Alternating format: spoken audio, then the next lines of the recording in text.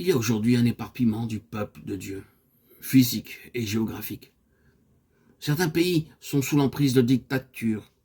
Nous ne connaissons pas l'état de ces pays, mais je pense que nous pouvons dire que les choses ne sont pas comme elles devraient être parmi le peuple de Dieu. Les choses sont extrêmement difficiles. Ce qui représentait la communion et l'expression collective a peut-être cessé. C'est certainement le cas dans certains de ces pays. Maintenant, dans une telle situation, dans un tel délabrement extérieur des choses spirituelles, est-ce la fin de tout? Ou bien y aura-t-il une cohésion spirituelle qui triomphera après coup?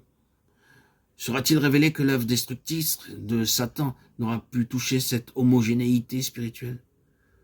Demeure-t-il dans les lieux invisibles à l'homme, mais devant Dieu, un témoignage sur la terre, une cohésion du peuple de Dieu, une unité indéfectible que Satan n'a pu détruire, ni même toucher, mais qui au contraire contribue à sa déroute?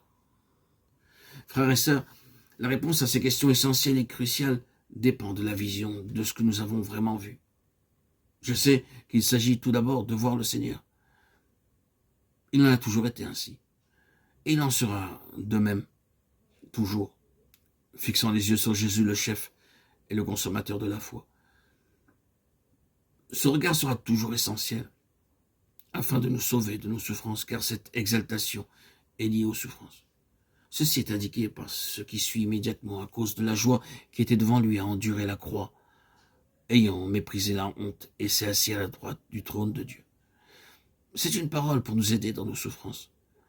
Mais dans notre témoignage, nous devons voir le propos de Dieu et comment Dieu réalise ce propos. C'est le côté extérieur, le côté pratique. Le regard en haut est directement lié à ce que nous vivrons intérieurement dans la souffrance. Et notre vision du dessein de Dieu est liée à notre témoignage envers les autres dans nos jours de souffrance, de difficultés, d'adversité. La vision est la cohésion de la vie, et quoi qu'il arrive, que l'issue démontre et prouve que nous avons effectivement vu, non pas que nous ayons entendu ou lu un enseignement, mais que nous avons vu. Là où il n'y a pas de vision, le peuple se désagrège, se corrompt, sa cohésion se décompose. Et si nous désirons porter un témoignage d'une réelle valeur, nous devons avoir une unité de vision. C'est ici le fondement de l'Église. La fondation divine générale de l'Église, c'est une révélation, une vision, c'est avoir vu le Seigneur. C'est là que l'Église a commencé. L'Église fut suscitée par la vision du Seigneur, haut, élevé et exalté à la droite de la majesté divine dans les hauts lieux. L'Église procéda et se manifesta sur la base de cette vision. Elle le fit par un témoignage corporatif, comme un instrument uni. Et ce qui est vrai de l'Église doit être vrai de la communion de tous les croyants.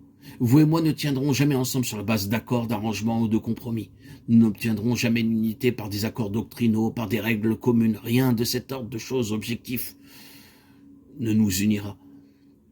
Mais si nous désirons être un témoignage collectif et un instrument corporatif efficace entre les mains du Seigneur, cela ne pourra se réaliser que sur le fondement d'une vision commune, d'une révélation propre à chaque membre formant cet instrument. Si une telle vision est nécessaire pour nous préserver individuellement, combien plus est-elle nécessaire pour que nous préservions notre entité collective? Et c'est cette même chose qui s'avère être un réel test pour le peuple de Dieu aujourd'hui.